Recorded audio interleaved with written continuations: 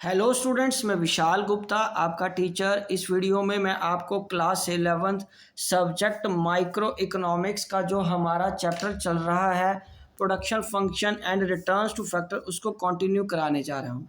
Students, ये इस chapter की लास्ट वीडियो है। इस वीडियो में हम डिस्कस करेंगे लॉ ऑफ वेरिएबल प्रपोर्शंस। तो चलिए स्टार्ट करते हैं इस लॉ की explanation. This law states that as more and more of the variable factors is combined with the fixed factor, marginal product of the variable factor may initially rise। कि marginal product तो शुरू में तो बढ़ जाएगा, means total output will increase at increasing rate, but eventually a situation must come when marginal product of the variable factor starts declining। पर वो कहता है कि अल्टीमेटली एक सिचुएशन आएगी जब marginal product variable product factor के बढ़ने से कम हो जाएगा, means total output increases only at a diminishing rate. In fact a stage में come when MP becomes zero. जब मार्जिनल प्रोडक्ट जीरो हो जाएगा means total output stops increasing, और even negative means total output starts declining. मतलब शुरू में जब आप वेरिएबल फैक्टर बढ़ाते हो तो आपकी मार्जिनल प्रोडक्ट इंक्रीजिंग रेट पे बढ़ेगा। जब एक लेवल वो आ जाएगा कि वो कांस्टेंट हो जाएगा मार्जिनल प्रोडक्ट, फिर जैसे जैसे आप वेरिएबल फैक्टर बढ़ाते जाओगे तो उससे मिलने वाली जो आउटपुट है वो नेगेटिव भी जा सकती है। ठीक है जी, ये इस लॉ का मतलब है। स्टूडेंट्स, आप मेरे इस वीडियो से अपने नोट्स भी कंप्लीट कर सकते हो। ठीक है जी, तो चलिए अब हम आगे डिस्कस करते हैं लॉ ऑफ वेरिएबल प्रपोर्शन। तो लॉ ऑफ वेरिएबल प्रपोर्शन में ये शेड्यूल मैंने बनाया है, उसमें लेबर यूनिट ऑफ लैंड है 1 2 3 4 5 6 7 8। ठीक है जी, तो ये थोड़ा सा हमने क्या किया है, ये यूनिट ऑफ लैंड है। Okay, law of variable proportion में अगर हम बात करें तो ये कांस्टेंट रहने थे। ठीक है जी, सॉरी ये मैंने गड़बड़ कर दी थोड़ी, इसको कांस्टेंट ही रखते हैं, मैं इसको मिटा रहा हूँ। ये कांस्टेंट होते हैं ना लेबर के, 1 1 1 1 1 1 1 1, ये सभी में 1 1 ही रहेगा। ठीक है जी, इसमें क्या रहेगा, सभी में 1 1 ही रहेगा, क्योंकि जो लैंड के यूनिट्स हैं वो फिक्स रहते हैं। ओके बेटे, समझ लग गया आपको। और लेबर के यूनिट है 1 2 3 4 5 6 7 8। ओके जी, okay, because land is a fix factor और ये लेबर क्या है, वेरिएबल फैक्टर है। ठीक है, और टोटल प्रोडक्ट क्या आ रहा है आपका, 2 5 9 12 14 15 15 14। ठीक है जी, और मार्जिनल प्रोडक्ट है, पहले ये 2 है क्योंकि इसके पीछे कोई नहीं था, और 2 - 0 करके 2 आ जाएगा, 5 - 2 करके 3 आ जाएगा, 9 - 5 करके 4 आ जाएगा, 12 में से 9 के 3, 14 में से 12 के 2, 15 में से 14 के 1, 15 में से 15 के 0 एंड 14 में से 15 के -1। तो शुरू में क्या आएगा, increasing MP implies implying increasing return to a factor. ठीक है, और उसके बाद ये आ जाएगा डिमिनिशिंग, यहाँ डिमिनिशिंग स्टार्ट हो गया 4 3 2 1 से, diminishing MP implying diminishing rate of the factor. Okay जी, negative MP implying negative return to a factor. तो ठीक है स्टूडेंट, समझ लग गया। यदि आप इस तरीके से इसको अंडरस्टैंड करो, यहाँ से ये देखिए, ये इसका शेड्यूल बन जाएगा, आराम से अंडरस्टैंड करिए इसको। हमारे जो लेबर के यूनिट हैं वो वेरिएबल हैं, और जो कैपिटल के यूनिट हैं वो फिक्स्ड हैं। वो हर बार एक एक एक कांस्टेंट रह रहा है, और लेबर के यूनिट्स हमारे धीरे धीरे बढ़ते जा रहे हैं। जैसे ही हम ज़्यादा लेबर एम्प्लॉय करते हैं हमारा टोटल प्रोडक्ट एक लेवल तक बढ़ता है, उसके बाद वो कांस्टेंट हो जाता है और फिर वो डिक्रीज हो जाता है जब हम ज़रूरत से ज़्यादा बंदे एम्प्लॉयड कर देते हैं। ठीक है जी, तो नीचे आ जाइए, ये उसकी डायग्राम देखते हैं। अब इस डायग्राम में ये देखिए 3 स्टेजेस में बताया गया है। ये जो ऊपर शेड्यूल मैंने आपको बताया उसी के 3 स्टेजेस हैं। एक स्टेज 1 है, ये स्टेज 2 है, ये स्टेज 3 है, और ये डायग्राम टोटल प्रोडक्ट की है। और नीचे ये जो बनी है डायग्राम, ये बनी है मार्जिनल प्रोडक्ट की। यहाँ से आपको अब शायद ज़्यादा विजिबल हो जाएगा। ठीक है जी, ये ठीक है, यहाँ पे पहले इंक्रीजिंग रिटर्न है, फिर ये डिमिनिशिंग रिटर्न है, उसके बाद ये नेगेटिव चला गया। ठीक है स्टूडेंट्स, तो इसमें स्टेज 1 में ये इंक्रीजिंग रिटर्न में है, स्टेज 2 में ये डिमिनिशिंग रिटर्न में है, स्टेज 3 में ये नेगेटिव रिटर्न में है। बेटे समझ लग गया आपको। चलिए, ये बहुत इजी डायग्राम है। चलिए अब हम आगे डिस्कस करते हैं कि कॉजेज क्या है increasing return to a factor के fuller utilization of the fix factor. In initial stages, fixed factors remain underutilized. It's a fuller utilization call for greater application of the variable factor.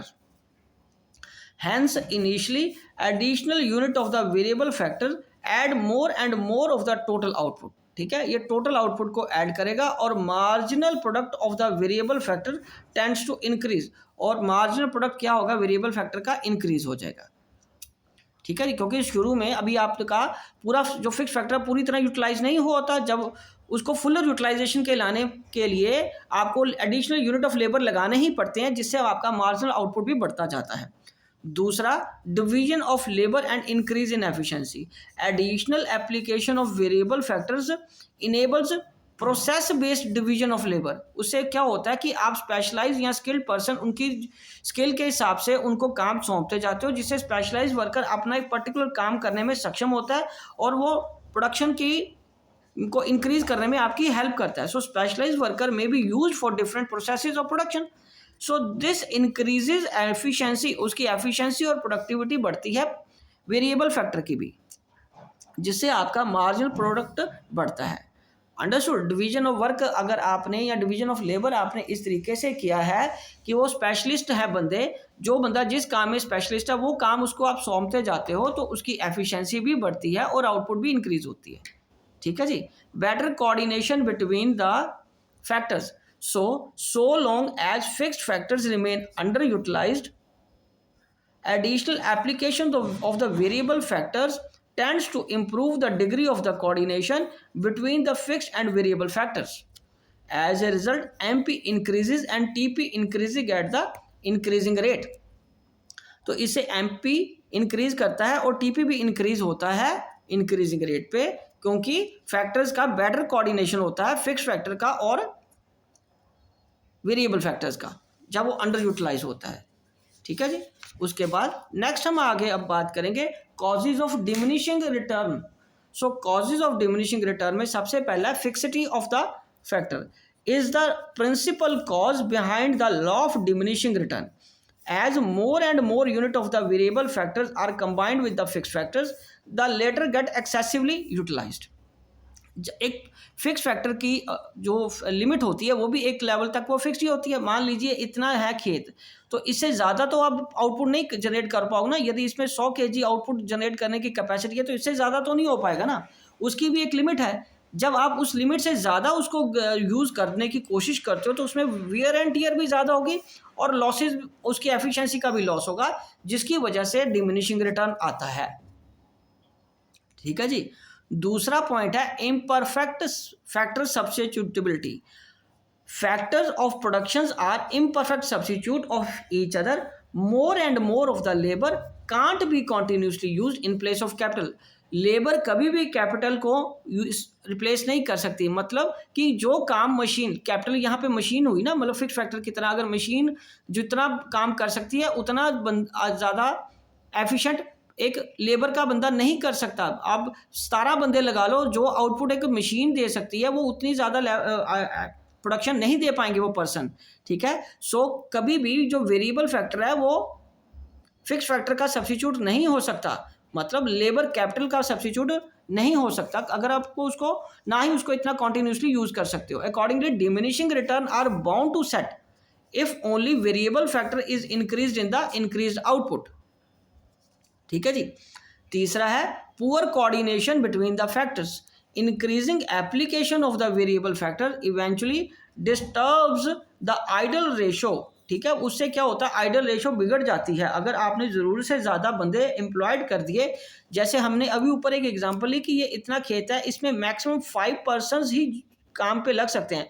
आप 5 से ज़्यादा बंदे जब employ करोगे तो उसकी fix factor की रेशो बदल जाएगी और आइडल फैक्टर रेशो जब चेंज हो जाती है तो फिर तालमेल गड़बड़ा जाता है between the fixed and variable factor, hence the diminishing returns, और फिर वो आउटपुट कम होनी शुरू हो जाती है.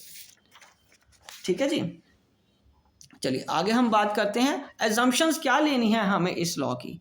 सो the ratio in which factors of the production are combined can be changed and units of the variable factor are homogeneous or equally efficient, state of technology does not change। ये 3 हमारी assumption है इस law को लेके। ठीक है जी। आगे है पोस्टपोनमेंट ऑफ लॉ, कि ये लॉ कहाँ एप्लीकेबल नहीं हो सकता।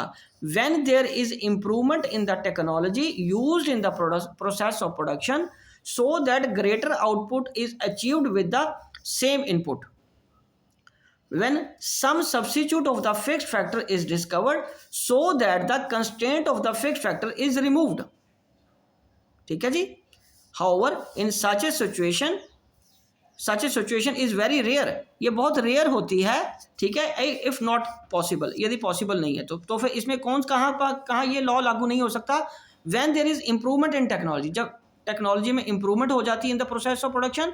दूसरा, when some substitute of the fixed factors is discovered, जब कुछ फैक्टर डिस्कवर किया जाता है, सब्स्टिट्यूट ढूंढ लिया जाता है फिक्स फैक्टर का। कहता कि हालांकि ये पॉसिबल नहीं है कि फिक्स फैक्टर का कोई सब्स्टिट्यूट हो जाए, ये तो बड़ी रेयर सिचुएशन होती है। ठीक है जी। तो इन 2 सिचुएशंस में ये लॉ लागू एप्लीकेबल नहीं होता। तो स्टूडेंट्स, इसी के साथ ये लॉ की एक्सप्लेनेशन और ये टॉपिक कंप्लीट होता है और मैं ये वीडियो भी यहीं कंक्लूड करता हूँ। आई होप कि आपको ये चैप्टर अच्छे से समझ आ गया होगा। ठीक है जी। आप बाकी चैप्टर्स के लिए, जो इससे पिछले 6 चैप्टर हैं, उसके लिए मेरे चैनल को सब्सक्राइब करना ना भूलें और वीडियोस देख के अपने नोट्स कंप्लीट कर लीजिए। ठीक है जी। और अगले चैप्टर्स के लिए भी मेरे चैनल को देखते रहिए। ओके जी, डन।